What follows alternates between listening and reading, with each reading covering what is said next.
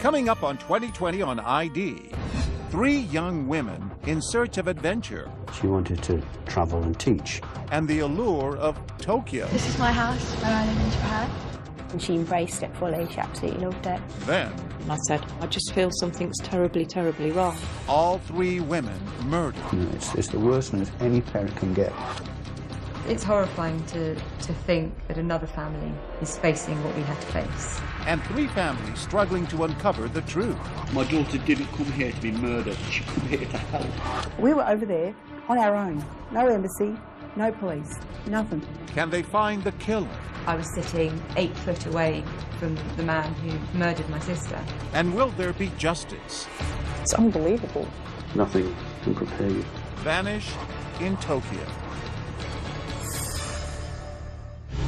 Welcome to 2020 on ID. I'm John Quinones. Losing a child is one of the deepest wounds a parent can suffer. Losing a child to murder is even deeper. For the 3 families you're about to meet, the tragedy of losing their daughters was compounded by the fact that the murder occurred on foreign soil and a very foreign culture, Japan. Who were the women associating with? And why was it so difficult for the families to get answers? First, for Lindsay Hawker, going to Tokyo was meant to be an adventure. But as Elizabeth Vargas first reported in 2008, fate would lead Lindsay into the darkest of traps.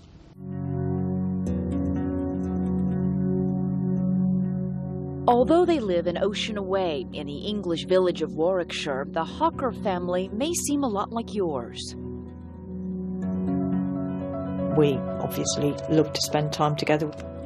You realise what things in life are important, and your love for your family and each other is definitely the most important thing.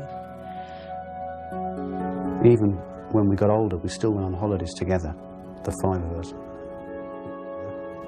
We was a very close family. The Hawker family had 3 daughters. The first to go out on her own was 21-year-old Lindsay. She was a young woman, an intelligent woman. She was going out in the world of work, and we were very proud of her. Lindsay was off to teach English in Japan. She'd chosen to experience a country steeped in tradition and, as researched by the Hawkers, a place thought to be one of the safest in the world. Going abroad on her own, she needed to be as safe as she could, really. And I think Japan was a whole different culture for her, and I think it was fulfilling a need that Lindsay had. She wanted to travel and teach. Had any of you or any member of the family ever gone to Japan? No. I didn't really want her to go either. I was quite reluctant for her to go just because I didn't want her to leave me. We were that close that the thought of her going away for that amount of time, I was sort of quite apprehensive. Obviously, as parents, you always have concerns for your children. We wouldn't be human if we didn't. It's just hoping that they'll be safe and that they'll be able to manage their finances and that they, will be able to look after themselves, really. But the thousands of miles between them were trumped by modern technology, and Lindsay was constantly in touch. This is my house where I live in Japan. But she would either speak or text. She used to email me. We heard from her almost every day. And what they heard was that Lindsay was having a ball. She wouldn't stop going on about how lovely the people were, how respectful they were, just a completely different way of life, and she embraced it fully. She absolutely loved it. Quite an adventure for her. Yeah, I realised, she made the right decision for herself, definitely. I'm glad she didn't listen to me. I wish she would have listened to you. The family's shared pleasure at Lindsay's Japanese experience came to an abrupt end on a Sunday when communication from Lindsay suddenly stopped. I emailed her and I didn't get a response, and so I texted her on her mobile phone and didn't get a response. As the day turned to evening with no word from Lindsay, the Hawker household became increasingly concerned. And I said, I just feel something's terribly, terribly wrong. I couldn't sleep. I was up nearly all night. And the anxiety the Hawkers felt that night would only multiply the next morning. I got a phone call from her employers. to say that she hadn't reported for work for 2 days. Now, that was not like Lindsay at all. So we then contacted the embassy in Japan, and at that point she was filed as a missing person, and that was on Monday lunchtime. She was gone? Yeah, I remember, like, just collapsing. And I felt really upset because she was my little sister. I remember thinking, I was sick, I was physically sick. I don't think any other parent or sister can understand what it was like to get news like that. It's the worst thing what can happen to any parent. You yourself are a parent, you know that. You know, it's the worst news any parent can get. Lindsay had disappeared in a crowded and mysterious foreign culture, a world away, and the Hawkers made immediate plans to go there. You've just got to find your child. Anything else in your life doesn't matter, you've just got to find them. The Hawkers' fears were intensified because the family could clearly remember the nightmarish, high-profile case of Lucy Blackman, another 21-year-old British woman who vanished in Japan. Lucy's father was quick to get in touch with the Hawkers. Tim Blackman has offered us lots of advice and help. He's been very helpful. He's a very kind man.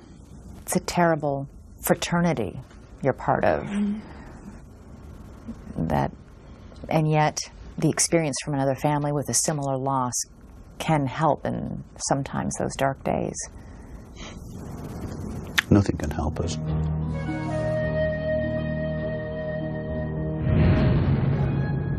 The Hawkers, like the Blackmans before them, faced a personal trauma unfolding in a culture they didn't understand and in a language they didn't speak. We see echoes of what we were dealing with shining through the Hawker investigation, and I kept finding myself either up a blind alley or a door that wouldn't really open. It's horrifying to think that another family is facing what we had to face, and in such similar circumstances. 7 years earlier, Lucy's sister and father had rushed to Japan to help find her. Their first strategy had been to get the Japanese press on their side. I spoke to her about 3 weeks ago. We wanted to get them interested in Lucy's case so that on primetime TV in the evening, Lucy's face would pop up, and we were expecting somebody to ring in and say, oh yes, she's being kept in the flat across the way from me or whatever. But whatever their efforts, the Blackmans heard nothing. Lucy disappeared in the summer, and by the time the snow fell, hope was fading. In a traumatic story that lingers to this day, the Blackmans would wait more than half a year for any answers about Lucy. For Lindsay Hawker's family, things would move much more quickly, but with a stunning similarity. Lindsay was a beautiful girl, so was Lucy Blackman. You know, they both had dreadful, dreadful crimes committed upon them. What happened to Lindsay and Lucy? Their families find out when we come back.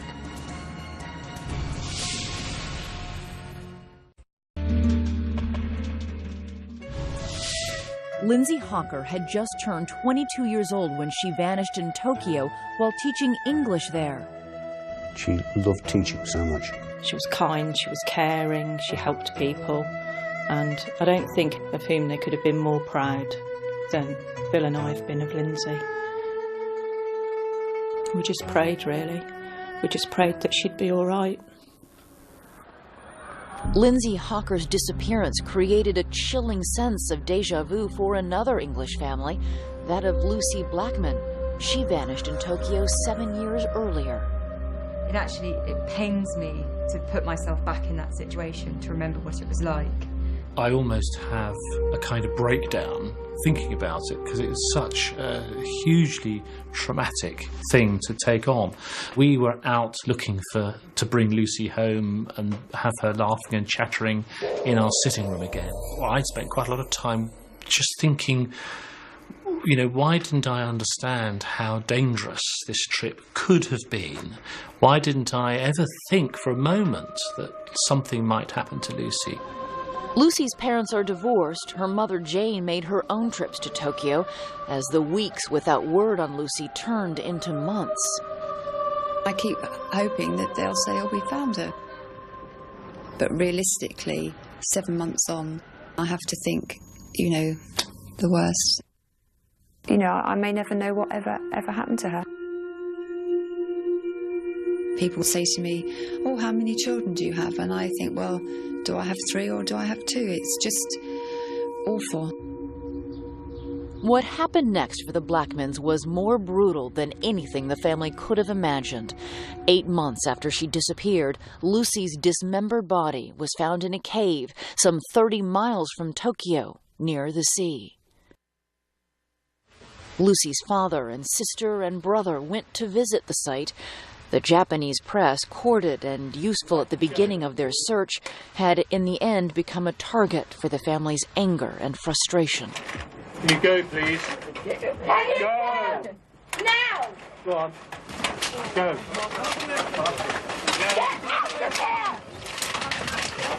Go, please. It's not some, you know, a movie. It's reality. Lucy isn't different. She's not wealthy. She's not poor. She's just an ordinary person from an ordinary family with a brother and a sister and a mum and a dad. And I think what's so important for everyone to do is just to occasionally stop and look at their family and their friends and think how lucky they are. For 8 months, Lucy's family had hoped for some miraculous outcome that would mean she was alive. For Lindsay Hocker's family, hope never even got a footing. Just the day after they heard she was missing, authorities came to the house to tell the Hockers Lindsay's body had been found, in a way that could only mean she was brutally murdered. My world stopped when I found that she died, but then my world stopped twice when I found out she'd been murdered and that she'd suffered pain. Do you remember it the same way, Lisa? Yeah, it's just awful. Awful. I wouldn't wish it upon anybody. Those feelings and emotions I never want to experience ever again. Mr. Hocker? Mr. Hocker? Lindsay's father flew immediately to Japan. My daughter didn't come here to be murdered. She come here to help people. She come here to teach. He'd gone there to bring back his daughter's body. I asked him to go and bring her home. Just promised that he'd bring her home. I had to go and identify my daughter and formally identify her, which again was not good. You know. That must be... It was dreadful. Her face was just a complete mess, but I knew it was Lindsay. And she had no hair. Her hair had been shaven off. And she had very long hair. She had hair down to here. She had beautiful natural hair.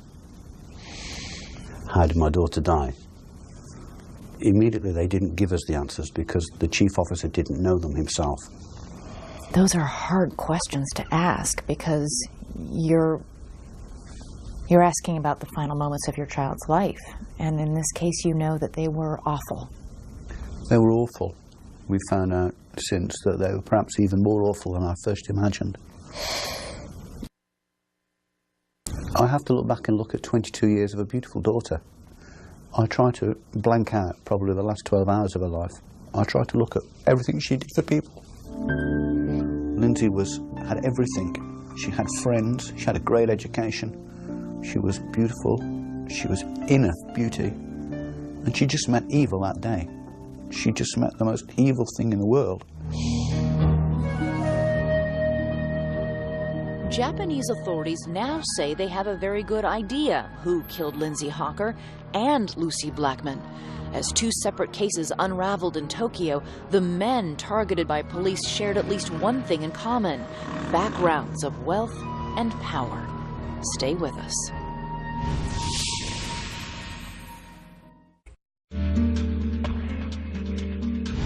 Two families traumatized by the disappearance of their daughters in Tokyo.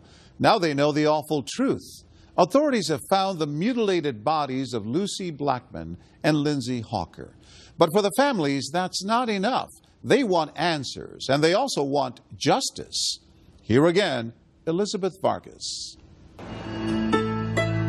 In contrast to American and British authorities, Japanese police share very little information with the victim's family. It's heartbreaking. It's heartbreaking because you're dealing with the loss of one of the most important people in your life, and you feel very isolated and very afraid. And we feel as if we're being treated as if we don't have any rights or any entitlement to any information. You go abroad and you have left behind all the sort of support mechanisms that you take for granted in your daily life. The Hawkers are now having to find strength from within, being kept out of the investigation because it might interfere with the police investigation.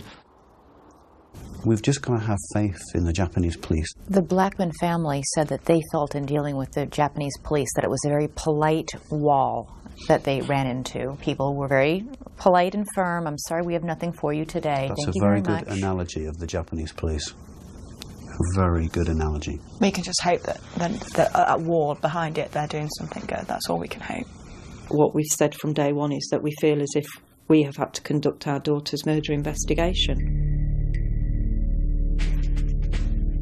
The well-guarded investigations began where each woman worked. Lindsay Hawker taught English to people of all ages at a language school. Lucy Blackman had a different job, but one that shared some potential clients, wealthy Japanese businessmen. Lucy worked in one of Tokyo's numerous hostess clubs, a popular and long-accepted part of sophisticated nightlife in Japan, and a setting that became central to the mystery around her disappearance. In 2001, I worked in the club where Lucy Blackman was working.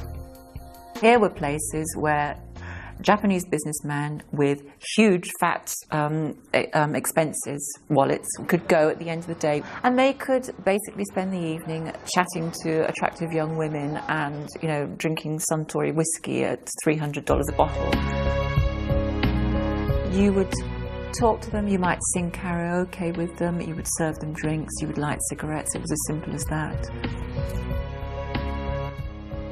British novelist Mo Hayder set a thriller in that seductively charged atmosphere and says Western women were at a premium. White Westerners were so respected that there would be huge status to having a Western woman on your arm. Lucy Blackman, like many young British, Australian and American women, thought that hostessing would be lucrative, easy and safe. The clubs are not selling sex, they're selling alcohol. And the hostesses' interactions with the customers, however flirtatious, are strictly limited.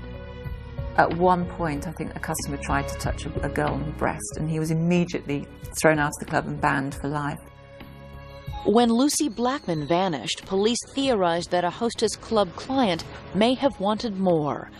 The investigation led authorities to this seaside condominium and its owner, real estate millionaire Joji Obara, a bachelor with a taste for expensive boats, costly cars, and, we've been told, Western women.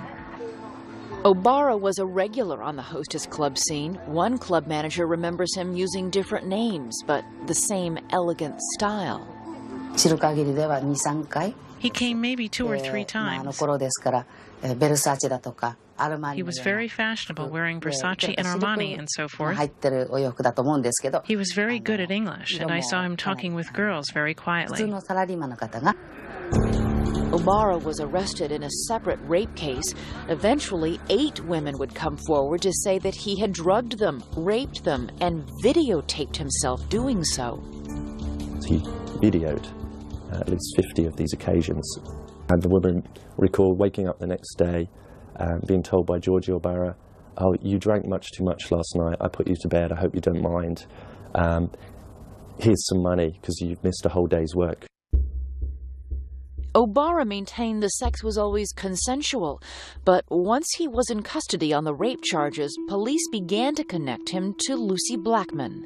As police searched his properties, there were leaks about telephone records that showed Lucy had made a call from one of his mobile phones. And it turns out that Obara's seaside apartment was located some 300 yards from the cave where Lucy's body was eventually found. Authorities suspect Lucy died from an overdose of some drug he administered, and that Obara panicked and hid the body. There was sufficient evidence to charge him in Lucy's death, and 7 years after Lucy disappeared, there would finally be a verdict in the case against Joji Obara. Lucy's father says nothing could have kept him away from the courtroom. And I was thinking on the way over, you do lots and lots of things for your children. You go to all sorts of ghastly school events, and you go and sit and watch them fall off the edge of the stage at some, whatever it is, and you do all these things. And I was thinking at the time that, I'm now going to this thing, which would be the final hearing trial of Lucy's killing. Coming up, a verdict in Lucy Blackman's case and the twisted tale of yet another young woman. He videotaped himself raping her, as he had all the others, hundreds, according to the police. Stay with us.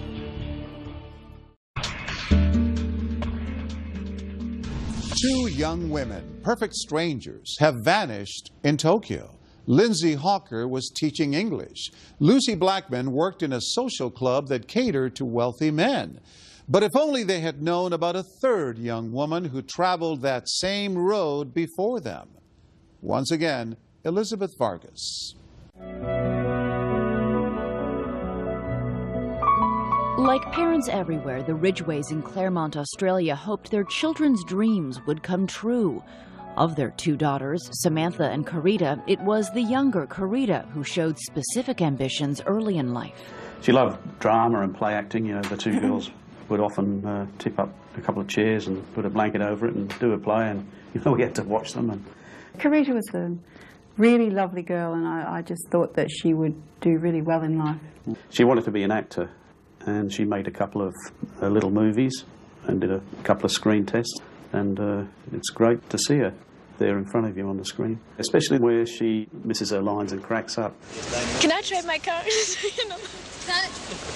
And that really typified Carita to me. Take two. In one take, Carita took the role played by Janet Leigh in Hitchcock classic Psycho. Mood for trouble. What? What? I'm going to treat you so fair and square that you won't have one human reason to give me. Can I trade my car and take another? Can I trade my car and take another? In a cruel irony, Carita was fated for an early death as shocking as any in a movie thriller.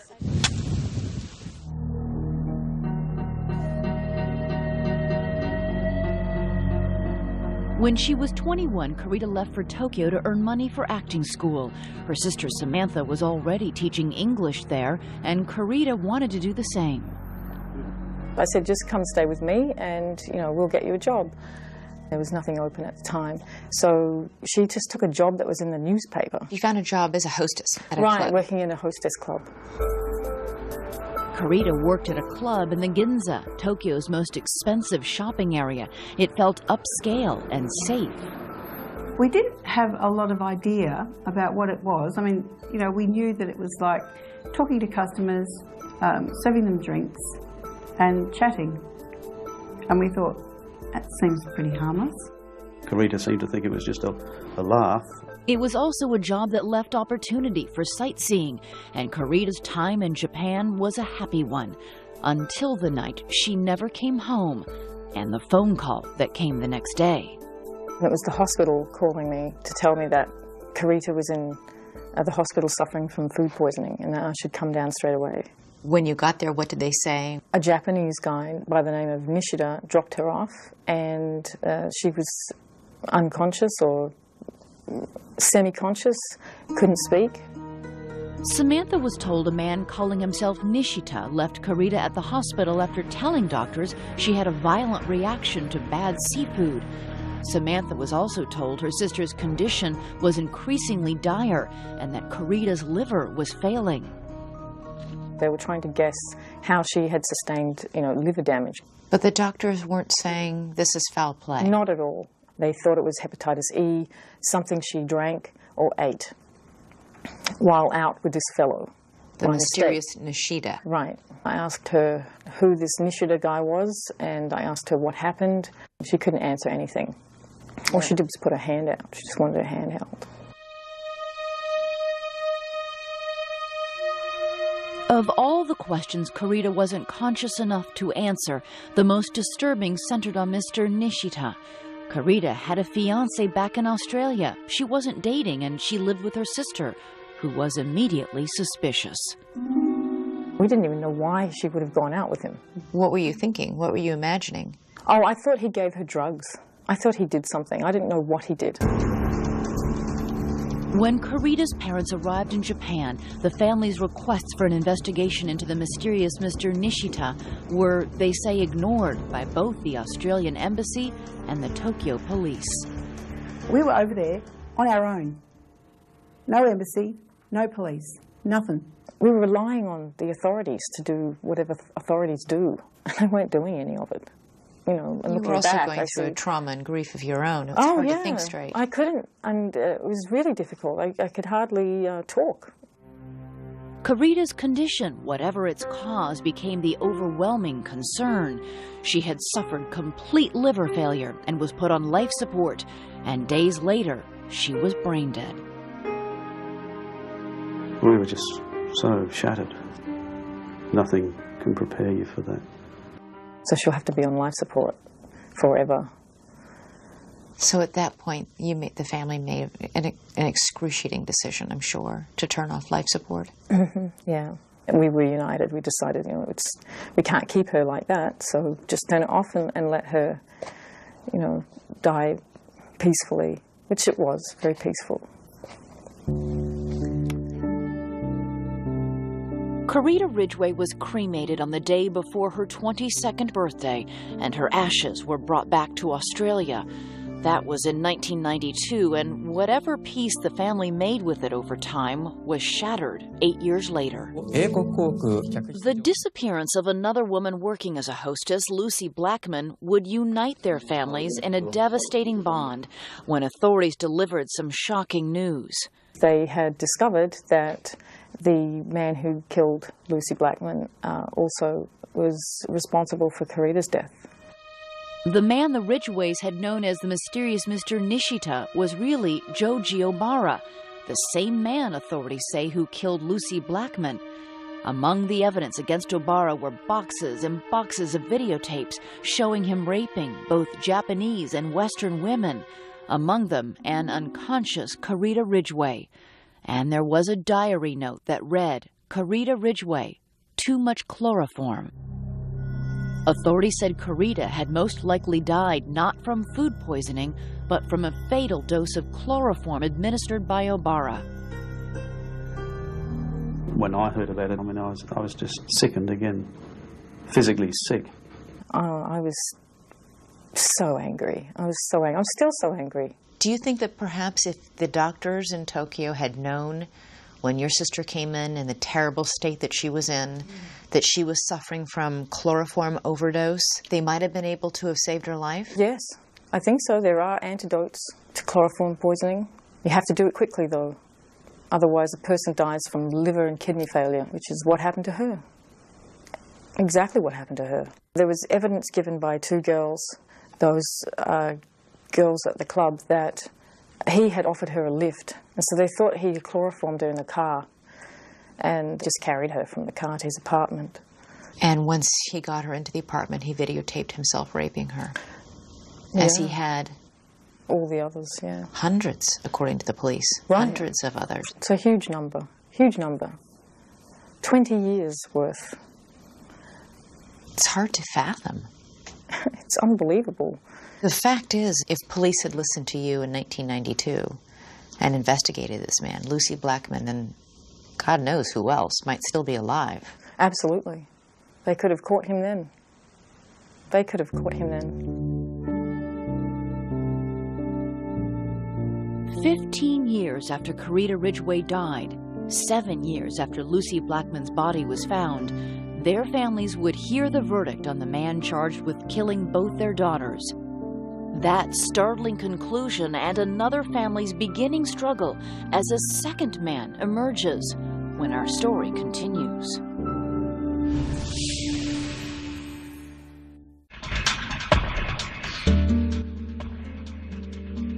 Three young women moved to Tokyo for work and adventure, and all three were murdered. But after years of waiting, the families of two of the women are hoping for justice. Here's Elizabeth Vargas with the conclusion of our story. The trial of Japanese real estate millionaire Joji Obara lasted for almost 7 years, a length not unusual for complex cases in Japan.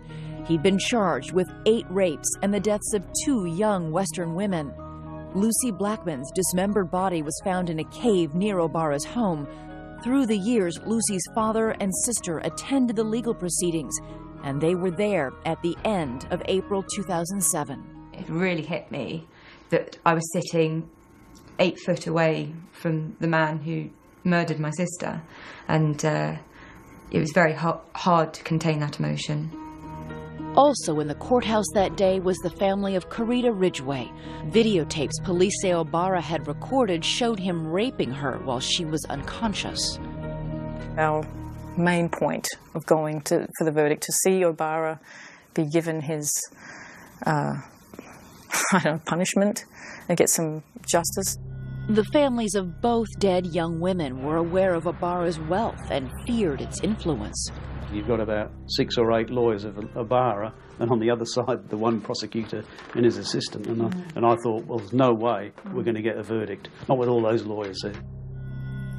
Verdicts in Japan are up to a judge, not a jury, and when they came in Joji Obara's trial, they were split, leaving one family feeling they got justice and another in shock.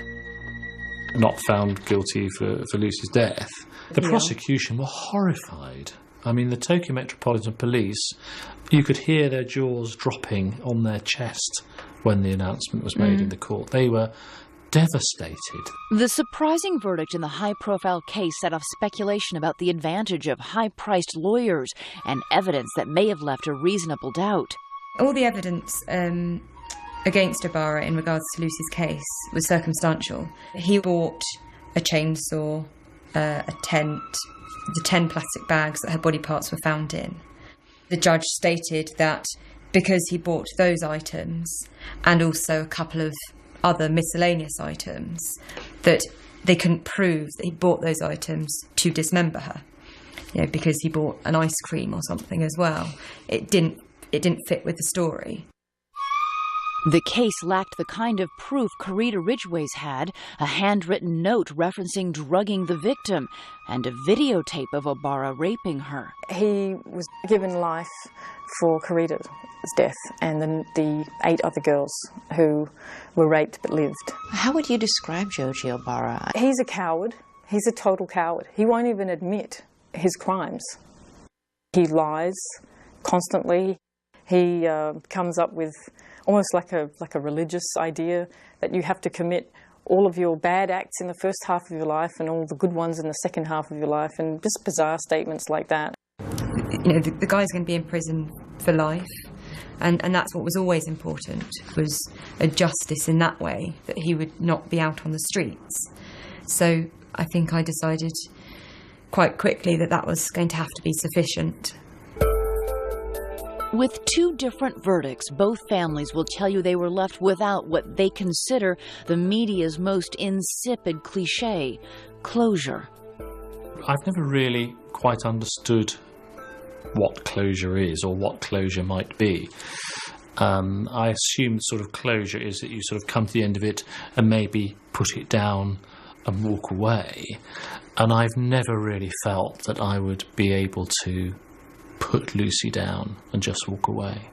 I think when you lose a child, there is no closure. It's just a buzzword, I suppose, perhaps to make people feel more comfortable, because there's never a day goes by that I don't think about Karita. You don't want to think that, you know, someone you love died a horrible death. It makes it so much worse. And you never really get over it. I'll probably never get over it. Every time it's brought up, you know, emotion wells up. It's very difficult to speak. It just won't go away, really.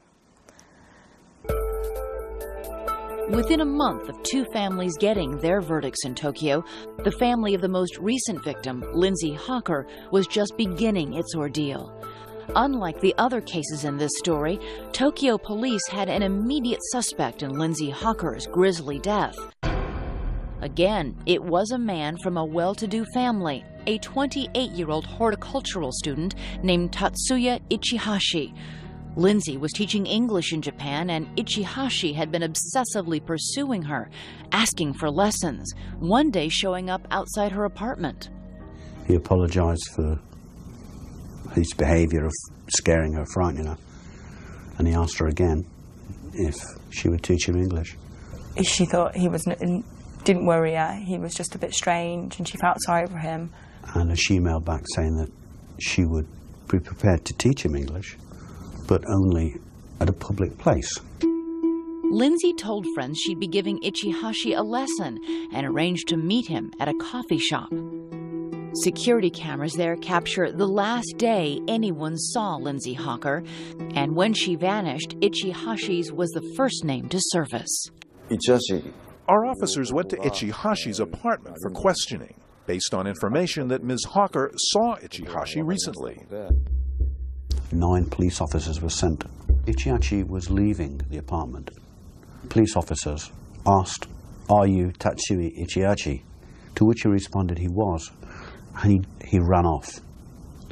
The police officers grabbed him, but they only grabbed his rucksack. And he was able to just dash off and melt into... I'm afraid so, yes. He caught them off guard and fled the scene. I asked them how, if there were police officers outside the flat, police officers on the fire escape, and down on the ground, they'd managed to let him get away. And apparently the police officers don't carry radios, they don't radio to one another. So the police officers who were on the ground weren't aware that he'd escaped. What happened next was the bombshell in the case. Searching the apartment Ichihashi occupied, police found Lindsay Hawker's body, bruised and with her head shaved. She was buried in a mixture of sand and chemicals to help decomposition in a bathtub on the balcony. He hasn't just brutally murdered her. He's left her on his balcony to rot away, and then I suppose he would just dispose of what's left eventually. He was going about his normal routine. He was going to the gymnasium, the police tell us.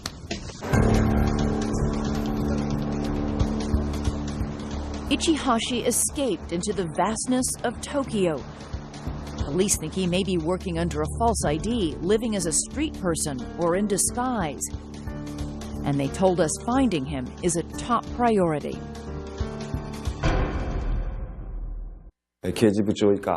Currently, we have 140 officers, including the Chief of Criminal Investigations, working on the case.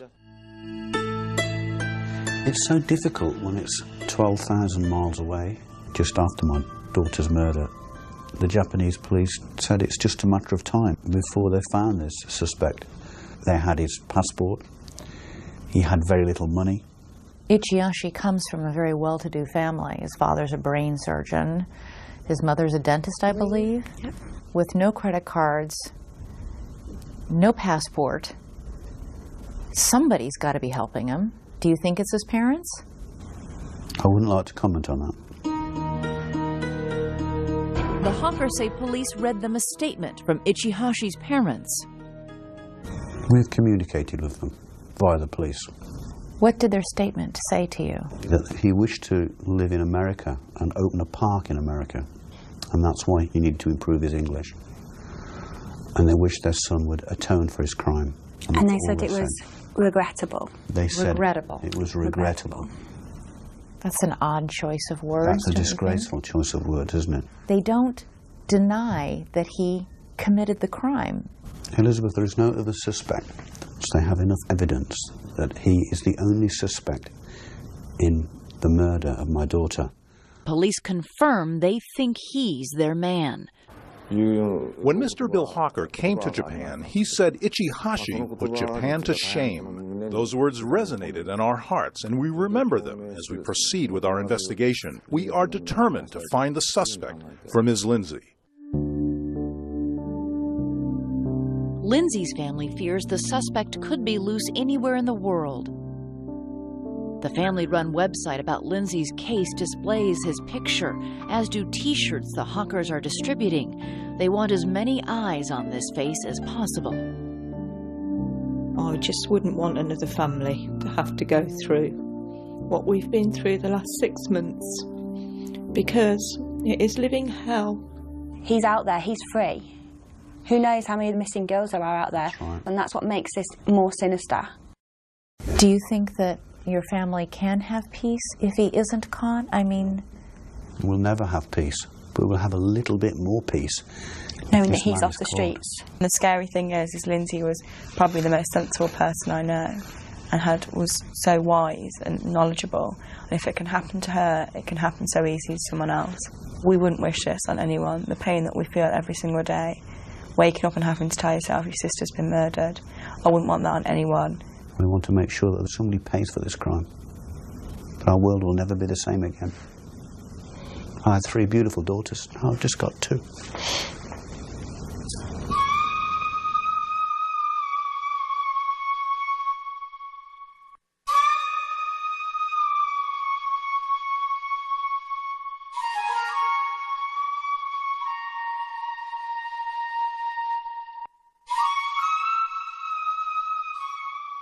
There was finally a little comfort for the Hawkers. After a 2-year manhunt, Tatsuya Ichihashi was arrested in Osaka. He had eluded authorities in part by undergoing plastic surgery. At his trial, he confessed to killing Lindsay Hawker and was convicted and sentenced to life in prison. As for the Blackman family, Japanese prosecutors later appealed Joji Obara's not guilty verdict in the death of Lucy. He was retried and found guilty in the abduction and mutilation of her body.